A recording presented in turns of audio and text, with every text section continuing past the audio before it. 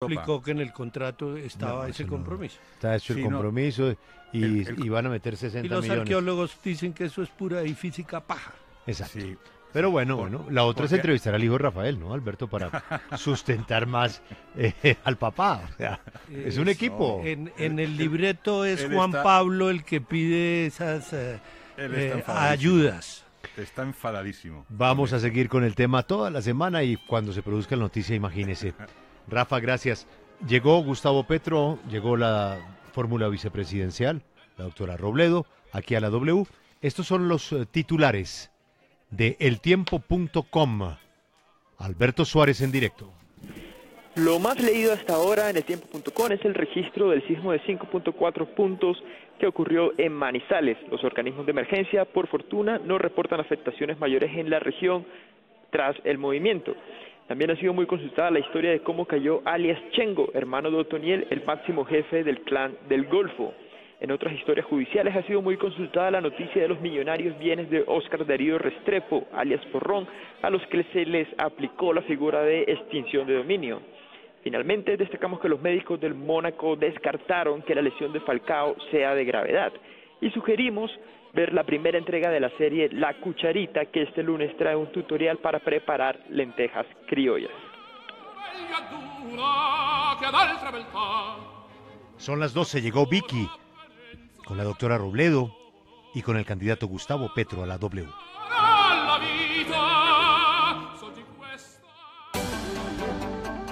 Hay una señal en el espacio, y desde más allá de las montañas, llegan las voces de los personajes que en Colombia y el mundo son noticia. Continúa la W, nuestro mágico encuentro en medio de versos, noticias, personajes, música que nos hace estar cerca, muy cerca de usted.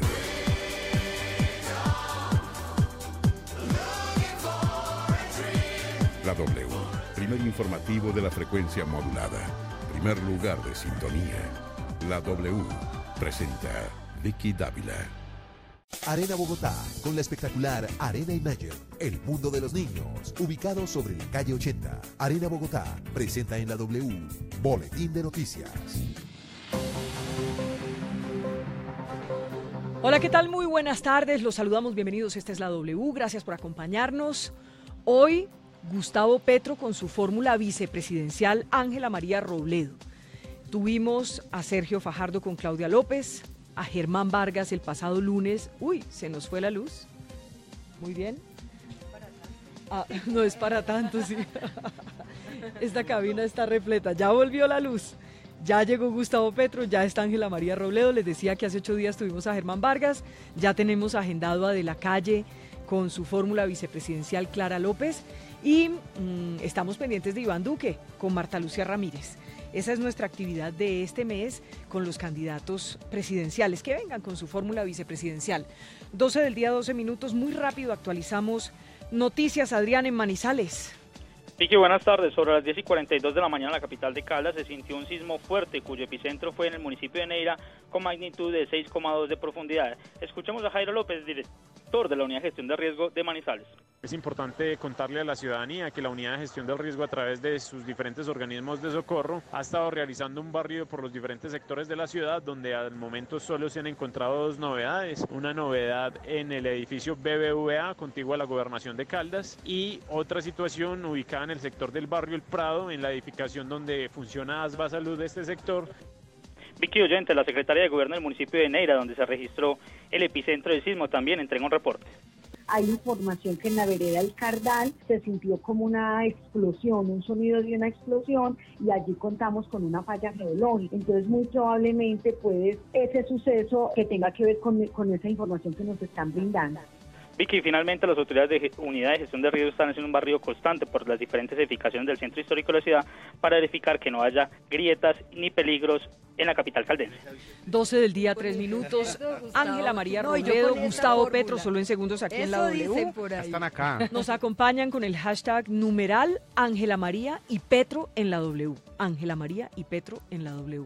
solo en segundos. Actualizamos noticias, Ana María, muy rápido, noticias sobre el presidente Juan Manuel Santos. Pues vi que el presidente Santos dijo que Colombia ya cuenta con el respaldo de los Estados Unidos para su ingreso al Comité de Comercio de la OCDE. Recordemos que este país, algunos gremios se han opuesto al ingreso de Colombia por temas de propiedad intelectual en medicamentos. Hemos recibido el apoyo que necesitamos y esperamos que este proceso termine antes de que termine mi administración, y yo creo que estos son magníficas noticias para todos los inversionistas. Que un país como Colombia se convierta miembro de la OCDE le da a los inversionistas confianza. 12 del día, 4 minutos, ya tenemos las 12 del día, 4 minutos. Antes, Lucas, ya viene Petro con Ángela María Robledo. Vicky, este fin de semana el senador Iván Cepeda y el abogado Álvaro Leiva visitaron a Jesús Santrich en su lugar de reclusión y prendieron las alarmas por el estado de salud del dirigente de la Fuerza Alternativa Revolucionaria del Común. Según el senador Cepeda, Santrich ha perdido cerca de 5 kilos desde que fue capturado.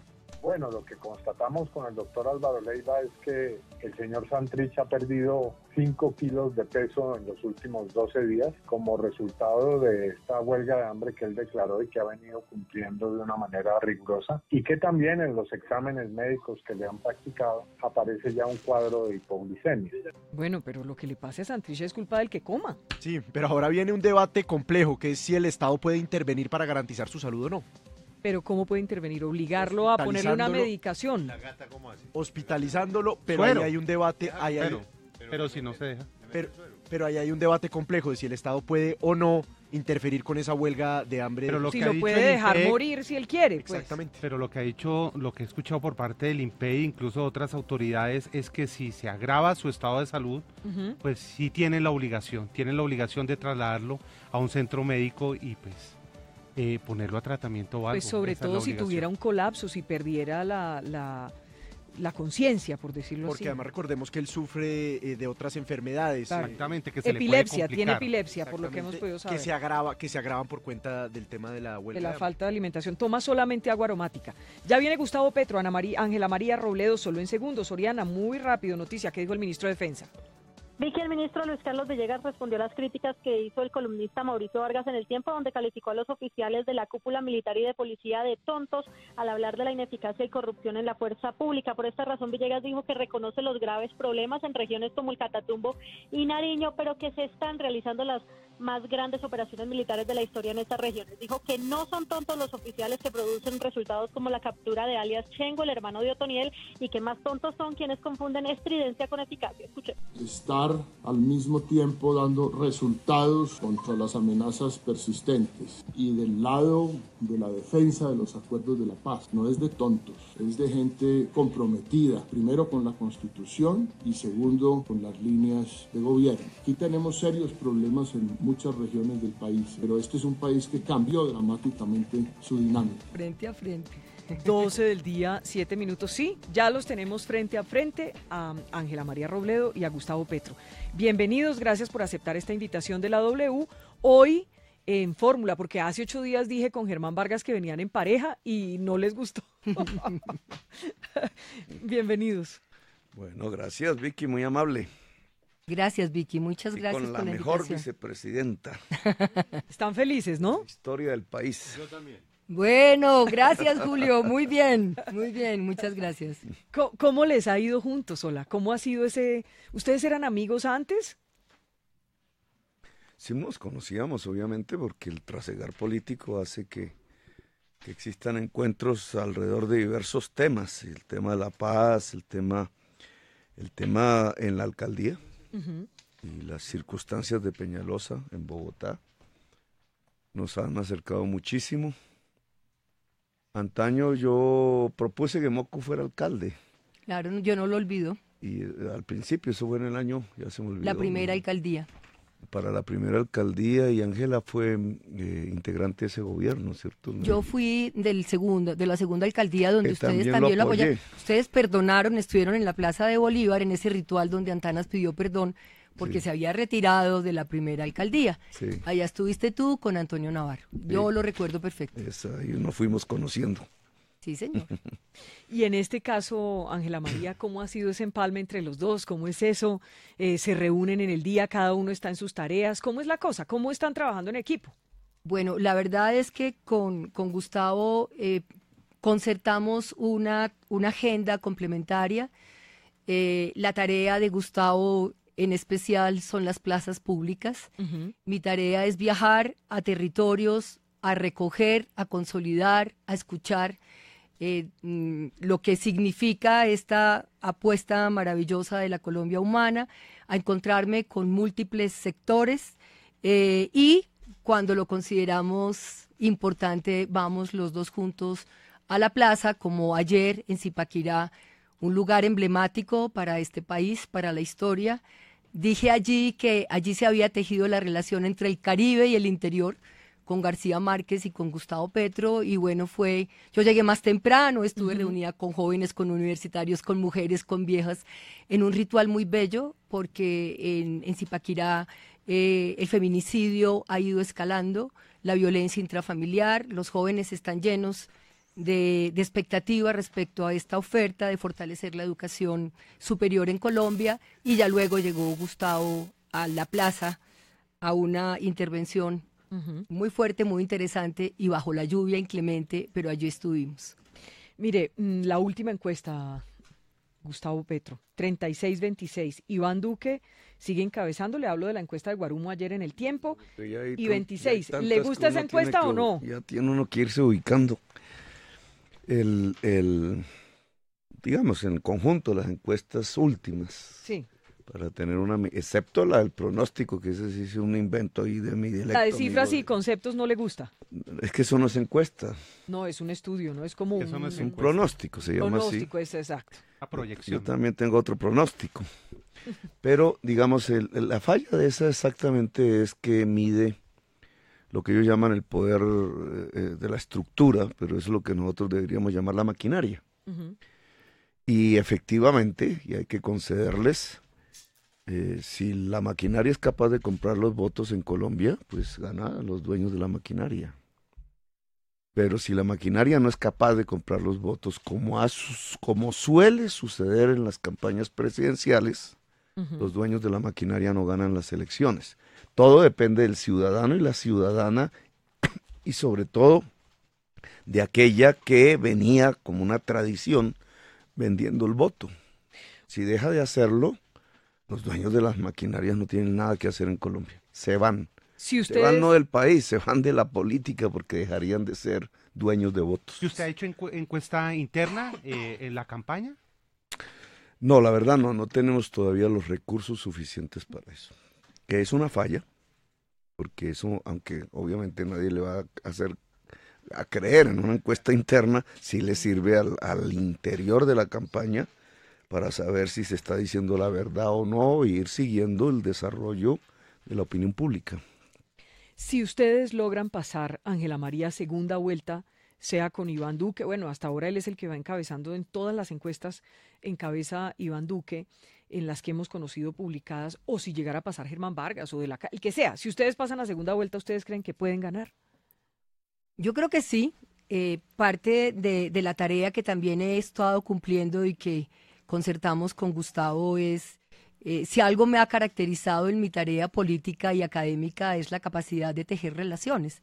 Y eso es lo que hemos estado haciendo ahora. La verdad, encontrando posibilidades de diálogo con Clara López, con Claudia López, con sectores del Partido Liberal que han ido mostrando pues un enorme, digamos, interés de apoyar la propuesta de Gustavo, en la medida en que recoge, yo diría, el núcleo duro de las aspiraciones de los liberales de este país, y del lado de los verdes y del polo democrático también una tarea y una apuesta, porque es que no hay que olvidar, Gustavo Petro fue candidato a la presidencia por el polo, y también estuvo supremamente cerca de los verdes cuando reconfiguramos el Partido Verde, hoy Alianza Verde, con progresistas. Es decir, allá hay una base programática. Ahí hay una base programática. Bueno, Peñalosa sacó la historia no escrita a Antanas Mocus. Sí, yo también. sí la recuerdo. cuando a Peñalosa le cargó el megáfono Álvaro Uribe Vélez, sacaron Antanas del verde y nosotros nos quedamos, John Sudarsky y yo, porque ya éramos congresistas y había que cumplirle a este país. Pero eso fue lo que pasó. Y entonces la verdad es que, Vicky, nosotros creemos que sí. Estamos aspirando a ganar en la primera vuelta, por supuesto, pero para la segunda yo sí creo que se pueden tejer mucho, mucho más estas relaciones y estos apoyos. Esta mañana, entremos en materia, doctor Gustavo Petro. Esta mañana contestó el ministro de Defensa, lo escuchábamos hace apenas unos instantes, usted dio algunas declaraciones donde hablaba de los policías y del ejército, usted sabe de qué le estoy hablando, salió un video de un militar que se volvió viral y también Acore habló y dijo que se sintieron, que se sintieron ofendidos con sus declaraciones. Nos gustaría saber hoy qué les dice a los militares y policías que se sintieron ofendidos por lo que usted dijo. Si yo fuera un general de la República y escuchara a algún candidato por ahí en algún momento que dijese: voy a mover el presupuesto para que todos los miembros de la fuerza pública puedan estudiar en una universidad, así no pudiera expresarme, porque como general no podría deliberar, me pondría contentísimo. Porque tener una fuerza pública, sea de la policía, sea del ejército, profesionalizada, no solamente en el sentido de que la persona haga carrera en esa fuerza, sino en el sentido de que estudie una profesión.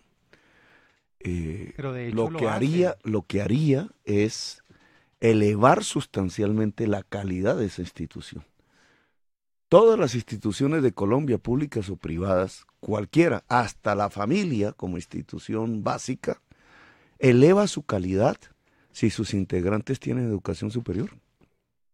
No digo que se eliminen todos los problemas, pero es un salto sustancial de calidad. Estamos en el siglo XXI.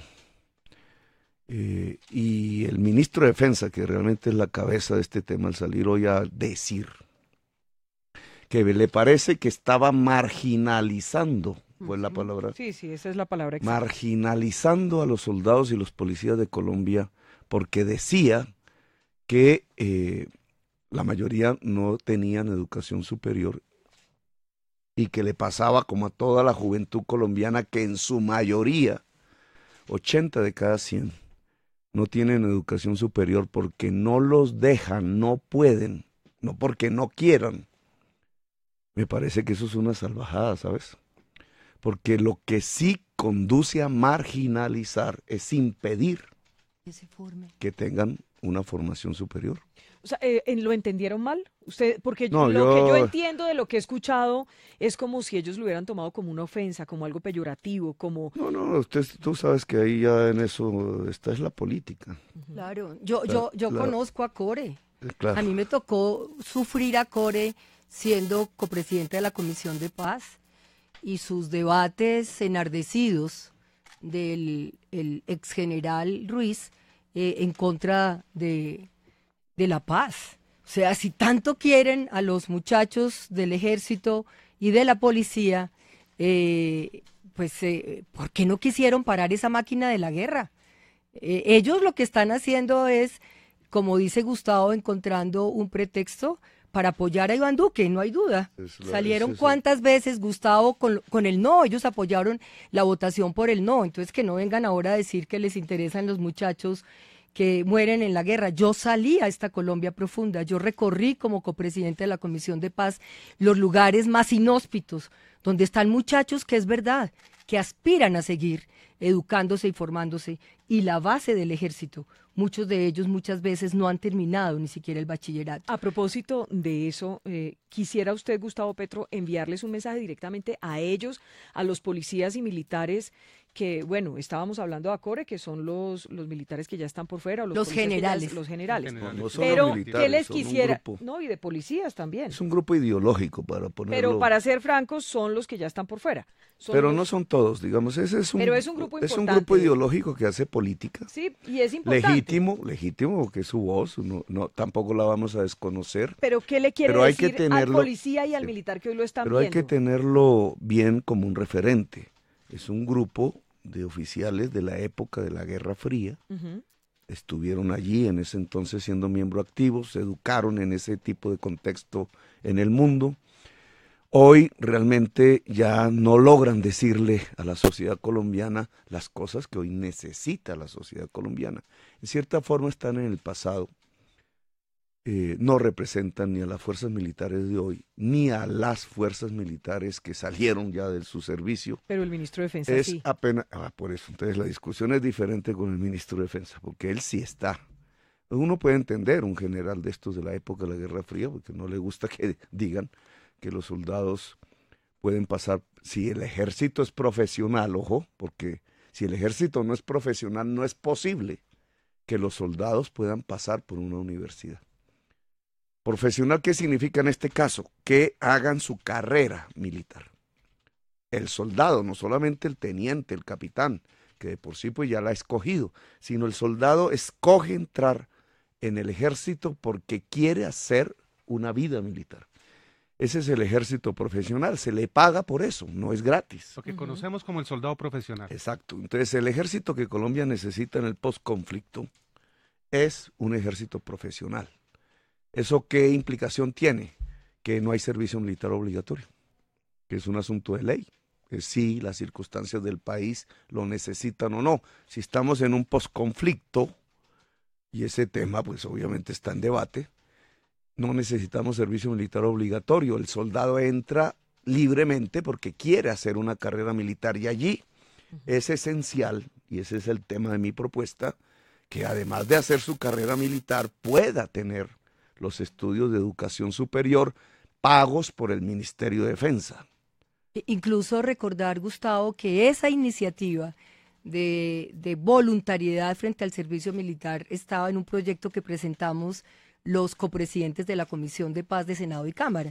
Es decir, el servicio social obligatorio, donde estos jóvenes que conocimos, que tienen deseo de prestarle un servicio distinto a este país en el tema ambiental, en el tema educativo, en el tema de salud, pudiesen tener esa elección. Eso fue una iniciativa que se tuvo en el Congreso y que el ministro Villegas se opuso a apoyarla, pensando en esa nueva fuerza, digamos, pública para el Estado colombiano en el posconflicto.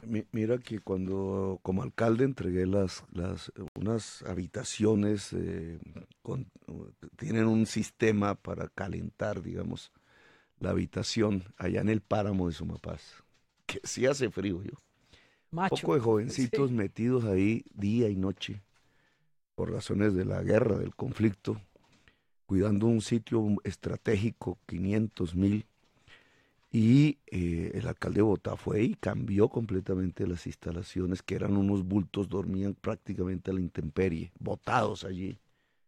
Uno entiende ahora cómo sucedían cosas como las que sucedieron en ese conflicto armado, botados literalmente en el fango del páramo, y pusimos unas instalaciones, digamos, de confort para la vida de un soldado.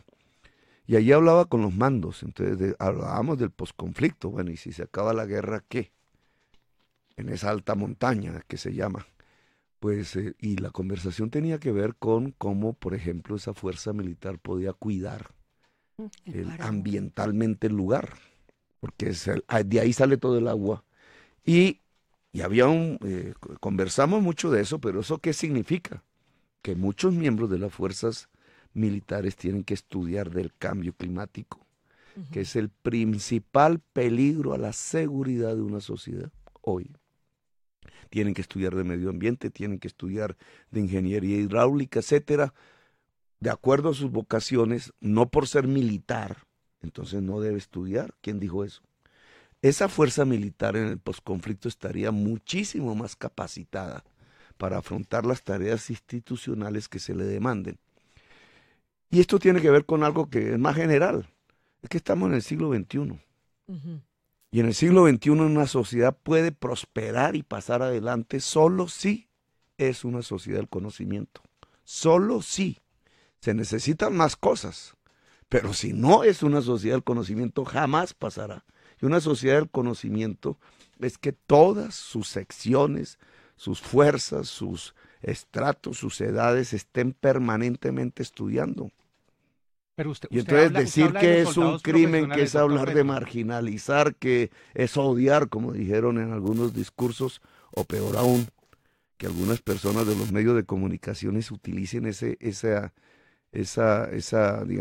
deliberación para tratar de mostrar a Petro como enemigo de las fuerzas militares solo con un objetivo político. Eso le quería preguntar. Solo Usted, con un objetivo político. A propósito de eso, ¿es Gustavo Petro enemigo de las Fuerzas Armadas de Colombia? Pues que la respuesta es un terminante no. Es más, las personas que sí conocemos lo que es vivir en la guerra, somos más amigos, nos entendemos más que las personas que desconocen absolutamente que es pasar una noche en un páramo. Nosotros podemos entenderlo muchísimo mejor. Nunca jamás, desde que hubo el acuerdo de paz hace ya 30 años, 3 décadas, nunca jamás, ni en el gobierno de Uribe, hemos tenido la más mínima acción que pueda uno decir es la expresión de una hostilidad o de un odio con las fuerzas militares, en donde yo he encontrado mis mejores amigos, además de algunos curas, es en los militares. ¿Ah, sí? Para que usted vea. ¿Algo especial le quiere decir al ministro de Defensa por el mensaje de hoy? Que se ponga en el siglo XXI. El ministro... Bueno, ¿Sigue en el siglo pasado? Él no será mi ministro de Defensa, eso sí puedo garantizar. Pero además creo sale el 7 de agosto si usted gana la... Vicky, no solo... Perdóneme un segundito, Ángela María. Sale el 7 de agosto si usted gana la presidencia. Sí, claro, me parece un ministro malo. ¿Malo? Sí, como ministro, ¿Y por qué le aparece? como persona. Bueno, la verdad, le voy a confesar, a mí también me parece malo. Pero yo diría una cosa, que verdad, no solo es un aquí. mensaje para el ministro, sino también para el Procurador General de la Nación. Nosotros creemos que está haciendo política, que está participando en política. ¿Que eso es participar en política? Que eso es participar en política. La forma como enfrenta esta, digamos, descontextualización de lo que dijo Gustavo en esa intervención en plaza pública, el eco que hace a Core, y que termina de todas maneras incurriendo en participación en política. Eso hay que investigarlo, señor Procurador General de la Nación. Déjeme pasar a otro lado, a otro punto. Quiero que hablemos de la estrategia del aguacate versus el petróleo. Ajá. Me parece que aquí, como esta es una entrevista distinta a las que hemos venido haciendo y tal, ustedes han venido, hay algunos que me están reclamando que por qué Gustavo Petro. Hombre, porque también vino Germán Vargas, porque vendrá de la calle, porque está invitado Iván Duque, porque ya vino Fajardo y porque este es el ciclo que estamos haciendo. ¿Yo por qué voy a excluir a alguno de los candidatos? ¿Por qué voy a excluir a Gustavo Petro? No, señor. Tiene la misma oportunidad Gustavo Petro que Iván Duque o que Germán Vargas o cualquiera. Me parece que eso es digamos, el chiste de este programa es que aquí vienen absolutamente todos y todos se van complacidos de que pudieron hablar. Y eso es lo más importante en el programa, sin necesidad de que sea el candidato de mis preferencias, que eso no importa a nadie. Eso no le importa a nadie. Hablemos del aguacate versus el petróleo. Cuando usted dijo lo del aguacate versus el petróleo, pues saltó mucha gente, doctor Petro, y empezaron a decir, pero ¿cuántos cultivos de aguacate se necesitarían para reemplazar el rendimiento del petróleo? Háblenos de lo que usted está proponiendo con respecto al aguacate. Mira, cuando uno habla de economía incluso debería hacer las cuentas diferentes. Es que Duque, que fue el que habló del tema, porque eso fue allá en Nueva York, y él dijo, y el doctor Petro piensa reemplazar los barriles de petróleo por aguacates. Y hubo una risa en el auditorio que me llamó la atención porque eran estudiantes de economía. Y les parecía chistoso y después entendí bien cómo era que habían hecho el auditorio y todo eso, porque esas son cosas que uno aprende después. En la universidad, cuando estuvo en la Universidad de Columbia. En la universidad era el auditorio, pero el auditorio era de muchachos colombianos. Muchachos y muchachas, la mayoría economistas, de estudios de economía. Pero se rieron, mira, y cuando uno habla de economía, uno debe hablar más que en millones de dólares en puestos de trabajo. Porque al final, la gracia de un proceso de crecimiento económico, de un modelo de desarrollo económico, así como hablamos los economistas, es cuántos puestos de trabajo se genera para que la gente pueda vivir mejor. El petróleo ha destruido puestos de trabajo. A eso se le llama la enfermedad holandesa. No he podido lograr que Duque entienda ese tema, que es un poco teórico. Es si tú exportas solo petróleo, como el vecino, o petróleo y carbón, como nosotros, que es lo mismo, entra un chorro de dólares. Y esa entrada, ese chorro de dólares, que son miles de millones de dólares, es como una mayor oferta de dólares, Y al haber una mayor oferta, baja el precio del dólar. Es decir, tenemos un dólar a 1.500 pesos hace 3 años. Todo lo importado se vuelve barato. Creemos que somos ricos porque ya podemos, la clase media puede ir a la Miami, etcétera, el mall y todo parece rico, pero ¿eso qué produce? Que todo se vuelve importado. Entonces vamos importando alimentos, industrias, y la consecuencia es que la agricultura nacional, la industria nacional, los zapateros del barrio Restrepo de Bogotá o los de Bucaramanga o los pequeños industriales de Agua Blanca, etcétera, empiezan a ver que se arruinan y sale gente despedida. Y entonces el petróleo, en lugar de ser el gran motor de la economía, como piensa Santos, Duque y Vargas Lleras, y Maduro y Trump, son del mismo partido político, piensan lo mismo, resulta que estás destruyendo los puestos de trabajo de la economía nacional. Por eso ustedes tienen que el 60% de los colombianos está fuera de la economía rebuscándose en las calles y apenas ese flujo de dólares sirve para hacer contratos como los de Odebrecht, para que se roben la plata, etcétera.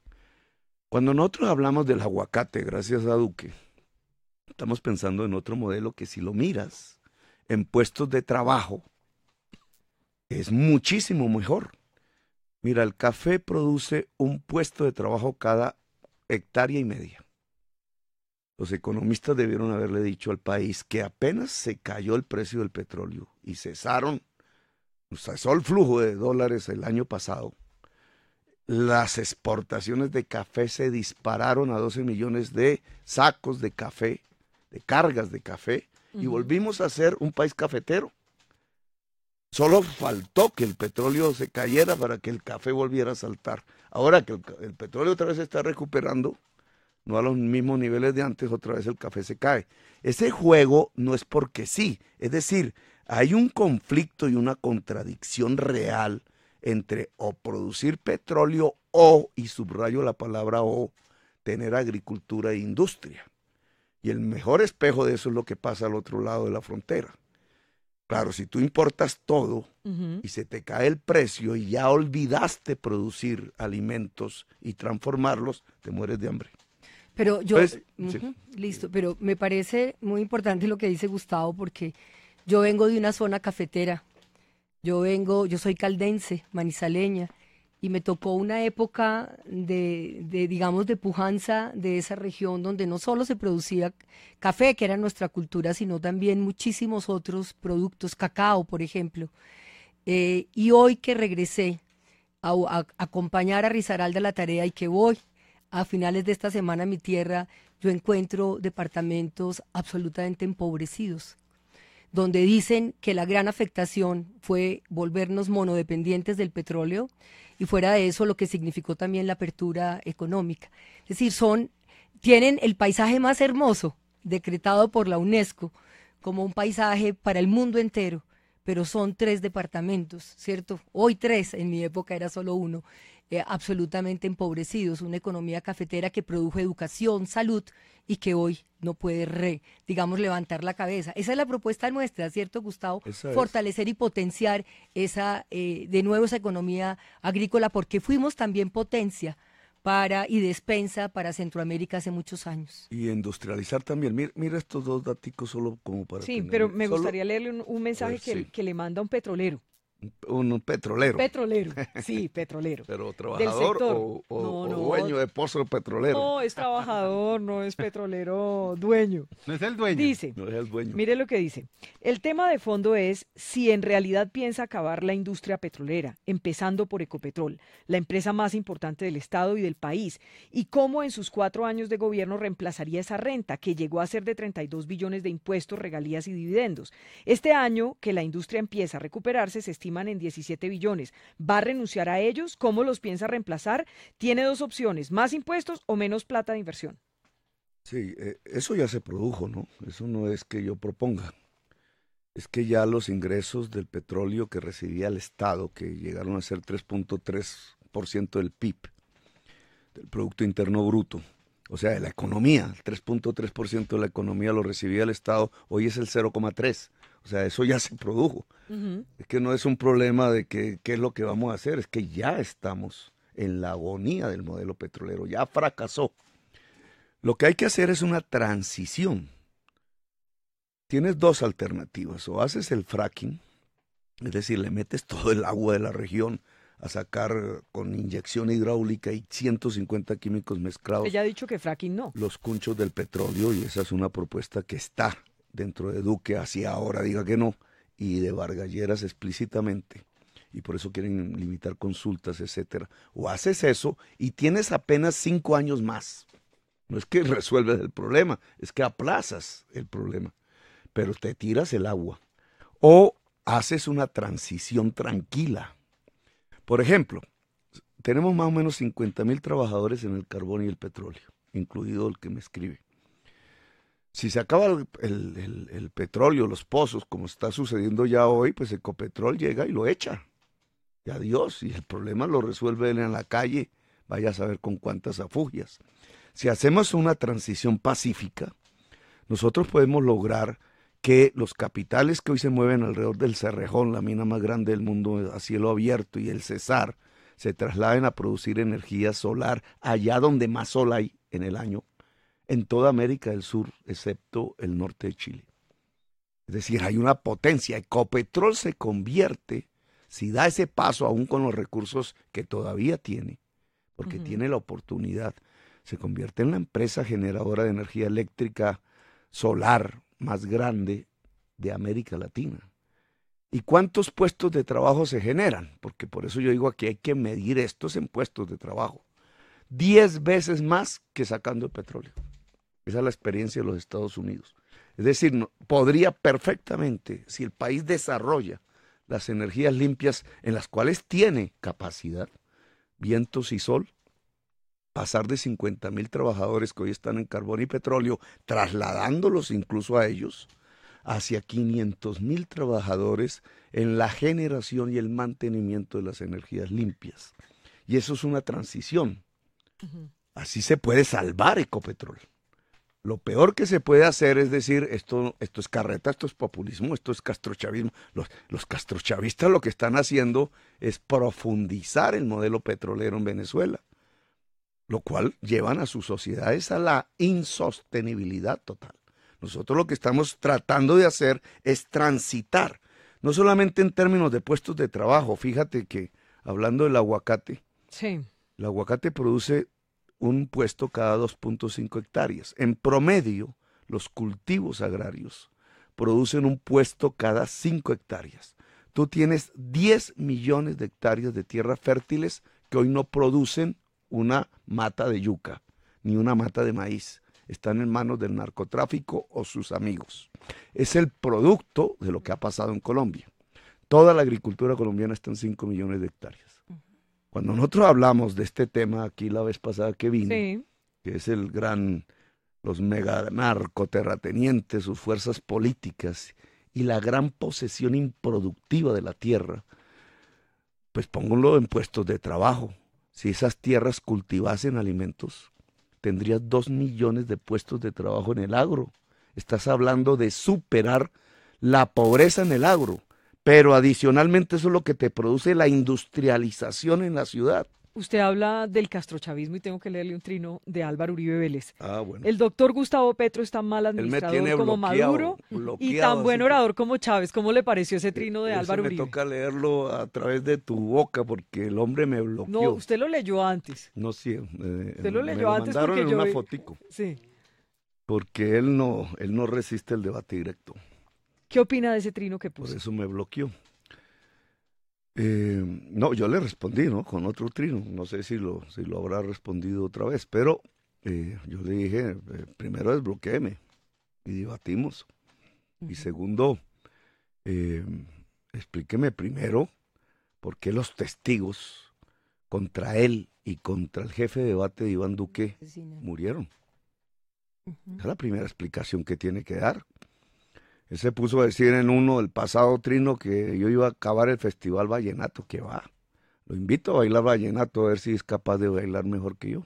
¿Usted baila mejor Allá en vallenato que Uribe? Valledupar, yo sí creo. ¿O tú ¿Sí? qué crees, Vicky? Pues yo no sé, a mí me dicen que usted baila muy bien porro. Pero porro, que El usted porro. sabe bailar Sí, pero bien, me defiendo en pero el con vallenato. Puedo bailar el vallenato. ¿Y como entonces un le porro. quiere enseñar a bailar a Uribe vallenato o qué? Que dice que voy a acabar el festival vallenato, pues que me lo Pero demuestre ni bailando siquiera mejor sabe el hacer vallenato. eje. Recuerda la bailada de Peñalosa con el Lo acerejé. cogieron de vuelta y media, se están pero burlando de la bailada de monumental, Uribe. acerejé. De pronto jeje, ya aprendió jeje. y lo sorprende. Ahora escribe ese Ya trino aprendió.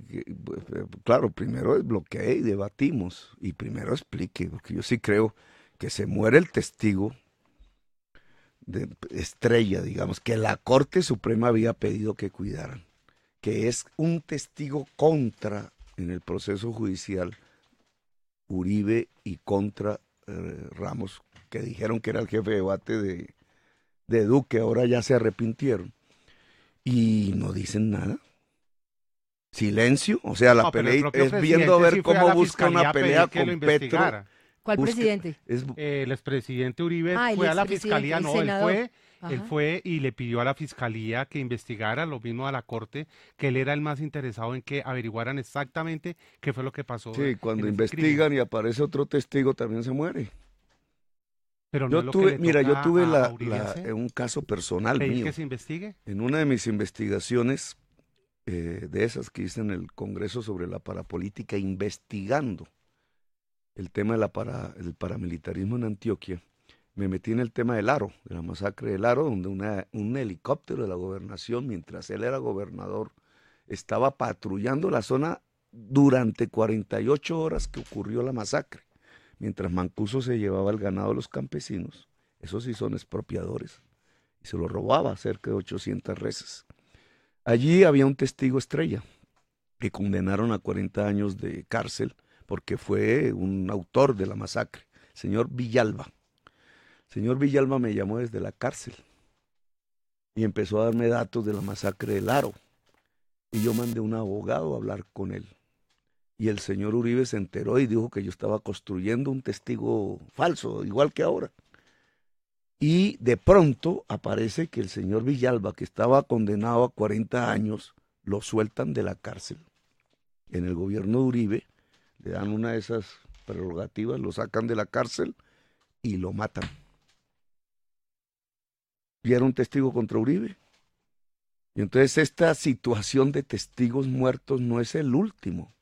Claro, bonito decir que investiguen el asesinato, pero es que hay una cadena sistemática de asesinatos de testigos contra Uribe. Y este tema es de otro nivel. Este es un tema que la sociedad misma debería exigir una investigación plena, no Uribe. Déjeme hacerle una pregunta que empieza a Pero escribirme además yo mucha quisiera, gente. Vicky, A ver, perdóname, dígame, Ángela María. recordar que escuchamos en algún medio también lo que se dice que está haciendo Eduardo Rodríguez, el que sacó la votación De la más alta Comisión en de Bogotá, Comisión de de Acusaciones, la Cámara de Representantes. Sí, hay que investigarlo, pero se dice que está acosando otra vez a la Corte Suprema de Justicia, señalando que no investigaría ciertas situaciones de los magistrados con el objeto de que las investigaciones que ya hay en curso contra Álvaro Uribe Vélez se frenen. Entonces esto vuelve a entrar en una, digamos, se llamó en este medio si había una conspiración de nuevo contra la Corte Suprema de Justicia para impedir que se hiciera la investigación. Y esto está atado, por supuesto, a la propuesta, ¿cierto?, de Iván Duque, de la Corte Única, que resulta también por ejemplo, bastante Eduardo sospechosa. Rodríguez fue el que promovió, impulsó la investigación para que se investigara a Gustavo Malo. Y cuando haya pasado, por ejemplo, eso aquí en la historia del país, que un magistrado que es actual pasó cuando nosotros, con lo de Pretel. Y con lo de Bustos. Pasó cuando nosotros con lo de Pretel. Por eso, pero entonces no, pero tú sabes que en este país se cumplen unas tareas y se pueden hacer otras. O sea que a Eduardo Rodríguez también seguramente lo tendrán que investigar. Quiero hacerle Gustavo Petro una pregunta sobre esto porque empiezan. ¿Usted ¿Ese sabe es el trabajo de Eduardo? Pero el trabajo del de la mandar de comisión no manera es eso, soterrada. no eso es lo que habría adelantar que las investigar. investigaciones y acusar Es lo a los que habría, magistrados o sea, si encuentra aquí pruebas. ustedes ponen en los medios esa acusación, habrá que investigar, porque si tú atas y atas, lo que hay tras de esto es seguir debilitando a la Corte Suprema de Justicia. Eso parecería a mí me parece de una que manera por más si Gustavo, no lo hacen. pero Te escucho, escúchenme te un escucho, segundito. te No, escucho.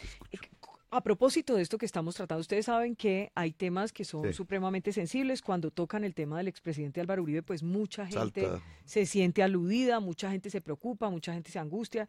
Y aquí me dicen, mire, pregúntele a Gustavo Petro, ¿qué pasaría si él es presidente? ¿Qué pasaría con Álvaro Uribe? Y la gente lo iba a que cree es hablar del que si tema. fuera presidente Sí. Gustavo Petro, entonces el futuro de Álvaro Uribe sería detenido, preso, emproblemado judicialmente. Sí, iba a hablar. Ayer escuché unos discursos de mis contradictores de candidatura en Meta, porque me gusta escucharlos, a ver, de todas maneras hay que ver si hay puntos de contacto, ¿no? Y parecen esos discursos... ¿Para una futura alianza o qué? No, porque el país necesita un acuerdo. Porque Gustavo va a ser el presidente de todos los Claro, colombianos y las ya colombianas. uno tiene que pensar en que, digamos, la campaña obviamente es exponer ideas y mostrar las diferencias, pero el gobierno tiene que ver con encontrar acuerdos fundamentales. Y en el discurso lo que encontré era que era como el Código Penal. Y se tienen que ir a la cárcel fulanitos y fulanitos, y se tienen que ir a la cárcel los niños de 12 años, y se tienen que cometen crímenes, y se tienen que ir a la cárcel los jóvenes que no sé qué, y los campesinos que cultivan hoja de coca. Y entonces el discurso programático se volvió un código penal, y la solución pareciera que es encarcelar gentes o matarlas, y resulta que no. Nosotros, la primera apuesta que tiene que tener la nación colombiana es la reconciliación nacional.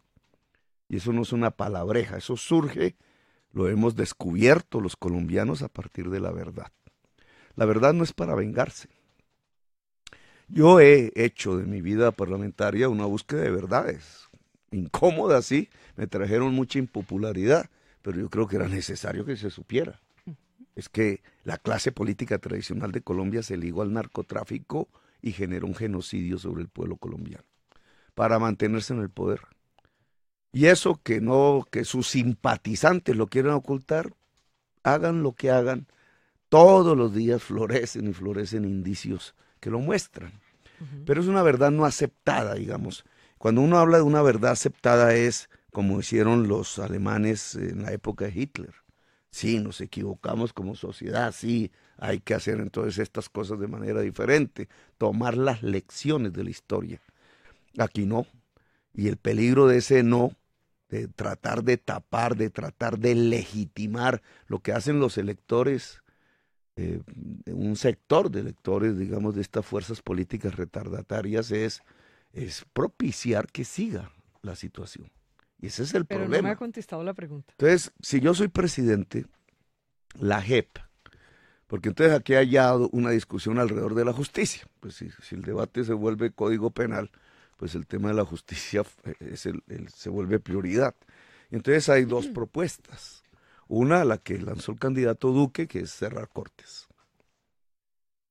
Y acabar la JEP, porque ellos comenzaron fue diciendo haya que acabar la Justicia Especial para la Paz. Y enseguida terminaron hablando de cerrar cortes. Y la propuesta nuestra es independizar completamente la justicia de la política y dotarla de toda su autonomía, incluida la Justicia Especial para la Paz, que debe ser la instancia que permita que a través de beneficios jurídicos a todos los actores de la violencia, sin excepción, pueda florecer la verdad. ¿Usted me está diciendo que entonces llevaría a Uribe a la JEP? No, bueno, no, los actores de la violencia, digamos, esa verdad va a nombrar a Uribe. Pero dígame, ¿qué pasaría con Uribe? Esa verdad va a nombrar a Uribe. Presidente. Entonces, si la verdad que surge de allí, con todas sus consecuencias, incluida la de Álvaro Uribe Vélez y su fuerza política, no es para la venganza. Porque si no, no estamos hablando de reconciliación nacional. No es posible que la verdad sirva para seguirnos matando. La verdad tiene que servir es para reconciliarnos, que es lo que Mandela hizo exactamente en Sudáfrica. Entonces, la verdad es para la reconciliación, que surge de los efectos de la verdad. Yo estoy íntimamente convencido, y así traté de demostrarlo en el Senado de la República, que el señor Álvaro Uribe Vélez conformó las Convivir y le dio el primer espaldarazo a la conformación del paramilitarismo en Colombia, y que ese paramilitarismo hizo de Antioquia el departamento con mayor número de víctimas de todo el país. Pero los jueces nunca han fallado en contra de él, Bueno, y eso se ha pedido eso es mi investigar y íntima todo. convicción, y así lo Investigado, usted sabe explicité. que a él lo han investigado cantidad de compulsa está- de copias, pero los jueces han dicho otra cosa. Y por ejemplo, el senador No, los Uribe jueces no han dice- dicho otra y cosa. mire, No, de lo- señor de lo periodista, investiga- no me altere la verdad. Pero Uribe- Los jueces Uribe- lo que han Uribe ha dicho es sido que condenado están por esos hechos. investigando. Por eso, pero no lo han condenado porque Y no ha salido un tampoco fallo lo han contra él. absuelto. Pero- Pero no han encontrado un mérito, por ejemplo, para Pero detenerlo, por están, decirlo de pero alguna mira, manera, o están condenarlo. activas, pero bueno, se va a abrir de nuevo la investigación del Aro porque eso es un crimen de lesa humanidad. Claro, porque Pero está ahí es que yo no activo. quiero que... Están las declaraciones de los, dijo de que lo los del jueces en testigo Areiza Medellín no que es dicen testigo ni yo no contra quiero él, que ni Jairo contra me- Santiago que es imposible estar en una piscina y no mojarse. No quiero que Jairo me desvíe del objetivo de lo que iba a decir.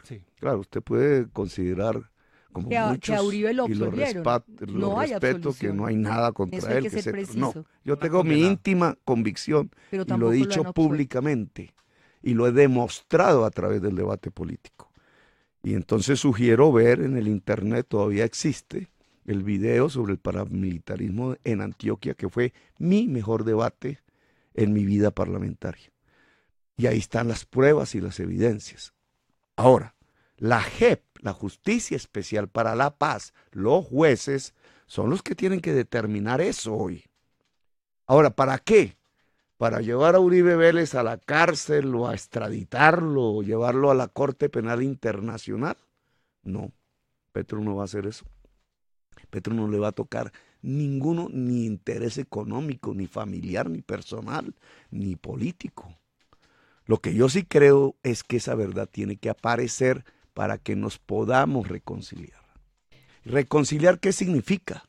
Que estas fuerzas retardatarias, porque así las califico, son las fuerzas del Concilio de Trento de 1600, el señor Ordóñez, miembro de esa campaña, son las fuerzas que hablan exactamente de volver a la Constitución de 1886, son las fuerzas que representan el meganarco latifundio de Colombia, el señor Uribe, son las fuerzas que hablan de que para que una niña no se embarace hay que ponerla a trabajar, señor Duque, son fuerzas retardatarias, pero estas fuerzas retardatarias tienen millones de votos, representan una parte de la sociedad colombiana, y como no las vamos a arrasar, no se trata de aniquilar, no es poner una nueva guerra sobre el tapete, sino se trata de llegar a un acuerdo sobre lo fundamental. Entonces esa verdad que aparezca en la Justicia Especial para la Paz nos permitiría lograr la madurez suficiente en los actores de estas fuerzas retardatarias y en los demás actores del país para sentarse a hablar de un acuerdo sobre lo fundamental que pase definitivamente la página de la historia de la violencia que tiene ya 2 siglos de antigüedad en Colombia y podamos comenzar a hablar de una era de paz. Óigame, Vicky, pero es que yo quisiera decir quiero algo muy pero corto. espere, porque ustedes hablan muy largo y no me dejan preguntar. No, es muy corto frente a lo Porque que a mí está ahí. Hilda, que es la jefe de ustedes, Sí. me dijo que a la 1 tenía que irse. Listo, Seguimos pero mira, en eso, ¿no? listo, pero muy corto. Que ustedes tienen compromisos y haciendo yo le voy a eco. cumplir esa Hilda. Perfecto, A no, ver. hay que cumplir. Y nosotros le vamos a cumplir a quienes tenemos compromisos. Mujeres Muy siempre rápido, muy rápido, no. Deben mandar, porque esa es la democracia. Esa aspiración de verdad, que yo me recorrí este país como copresidente de la Comisión de Paz, es la de muchas de las víctimas en este país. Las víctimas en este país quieren más verdad, ¿cierto? Que incluso justicia punitiva. Eso es lo que necesitan para comprender lo que se ha vivido y para abrir el espacio para la reconciliación. Oiga, me voy a hacerles unas preguntitas rápidas. Mire, tenemos como 4 minutos, aprovechémoslos para que no se nos queden Del cositas. aguacate a las Ya cárceles. pasamos del aguacate, A imagínese. propósito de las cárceles, Vicky, déjame Ay, 20 usted, segundos. pero 20 A segundos propósito contados de por cómo, reloj. cómo comenzamos el debate, A ver. las cárceles también tienen que volverse una universidad. La propuesta nuestra es transformar la cárcel en espacios de SENA, del SENA, de tal manera que se haga eco a la realidad. Que puedan aprender. Que la cárcel sea una resocialización, pero que nadie, no me vaya a salir a Core o el ministro de Defensa a regañarme, porque planteo que también todos los presos y las presas de Colombia, si el tiempo lo permite, deben salir con su título de educación superior de una cárcel del país. Preguntas rápidas para respuestas rápidas. ¿Es verdad eso de la bodega de Petro o no? La bodega de ¿Tiene Petro bodega o no tiene bodega? En este momento la bodega de Petro ya la integran por lo menos que unos 200,000 voluntarios y voluntarias en las redes. Nosotros no necesitamos. Yo sí creo, vea, hay 17.870 17.870 personas conectadas a esta hora. Hay bodegas académicas, bodegas Todas para financiar partes las hay campañas bodegas de en las Petro. regiones, para los sancochos, para los bazares, para todo. Para la creatividad en Pero las no es que regiones. Petro tenga una bodega donde hay unos chinos allá. No, eso lo hacen los otros. Es que el ladrón juzga por su condición. Nosotros realmente nunca, yo personalmente nunca he usado en ninguna campaña. No tiene bodega.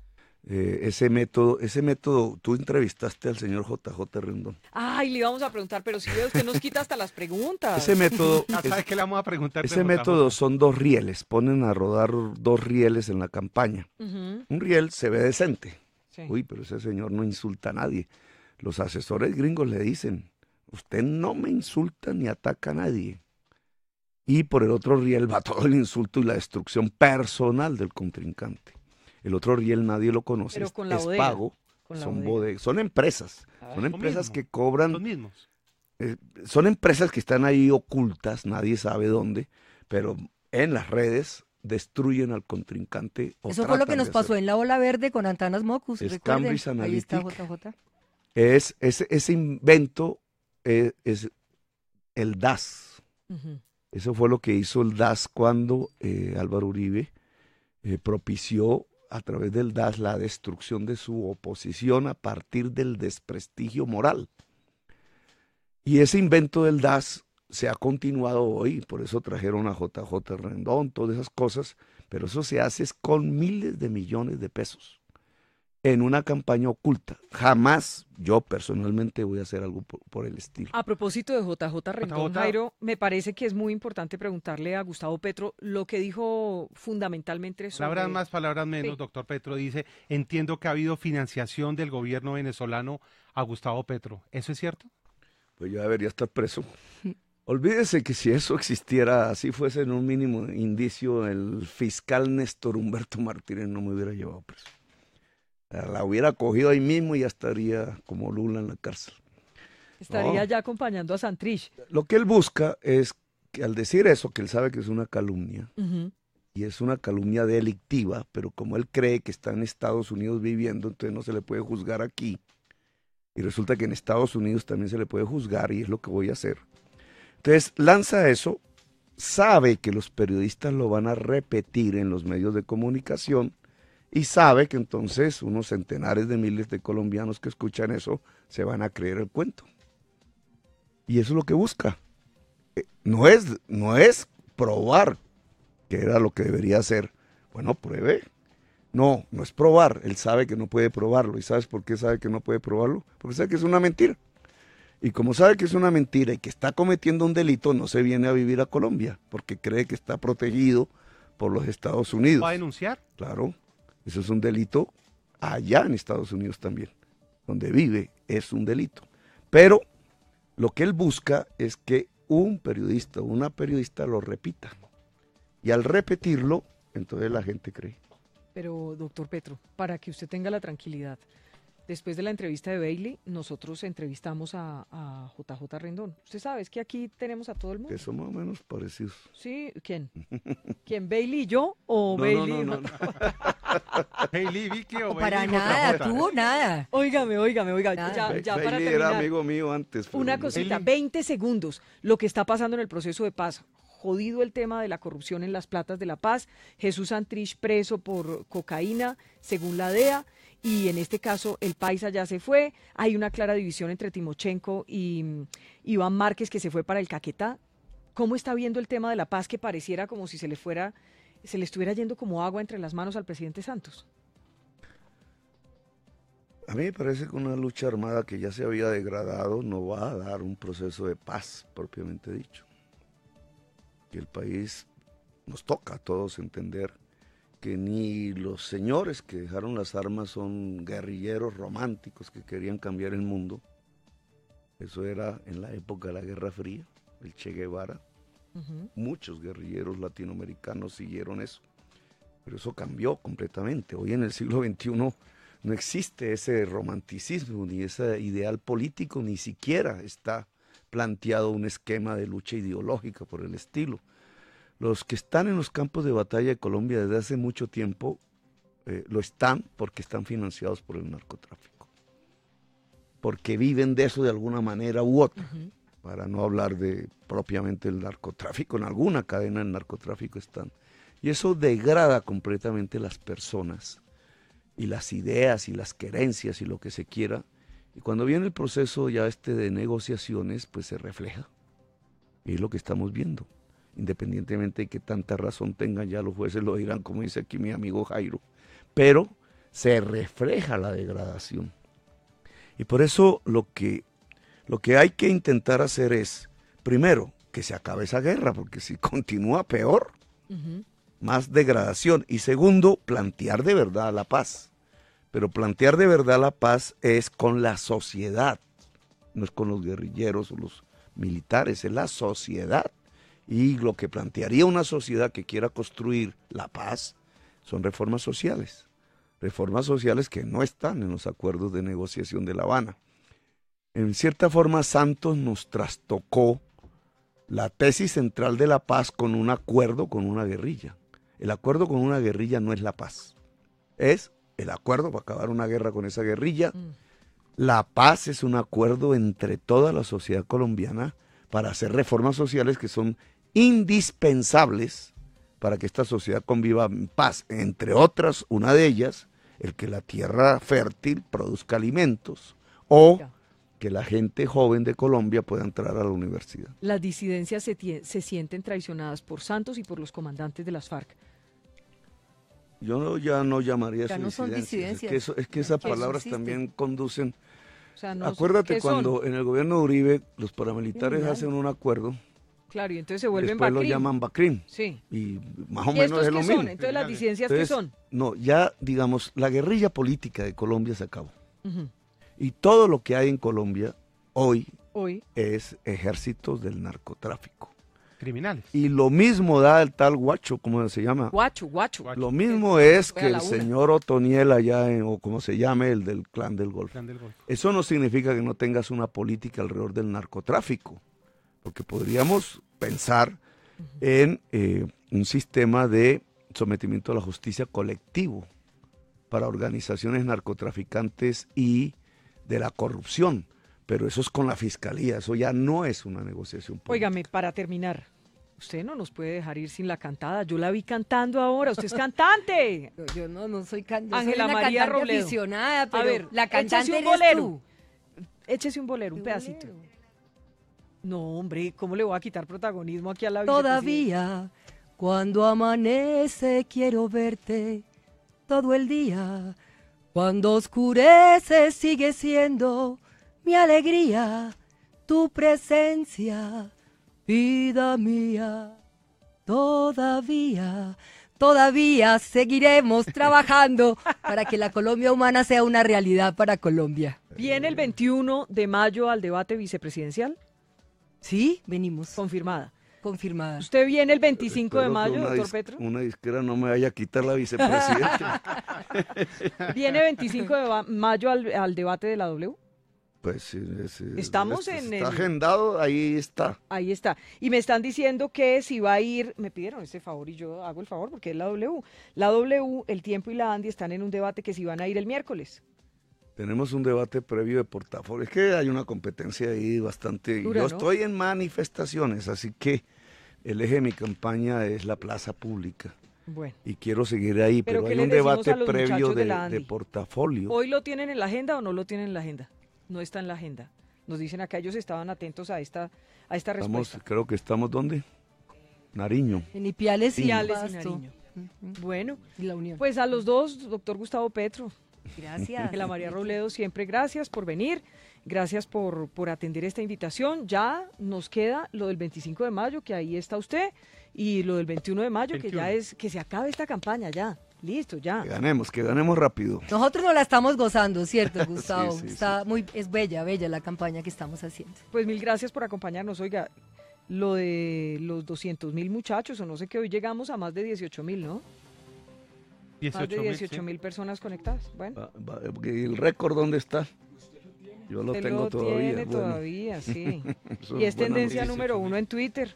Bueno, gracias Le por va la bien compañía. en las redes sociales. Sí. Esta es la W. Las redes no son lo mismo que la sociedad. Ah, no. En las redes y en las calles y en las urnas, sino... ¿Qué pasó? ¿Lo de Manizales al fin qué?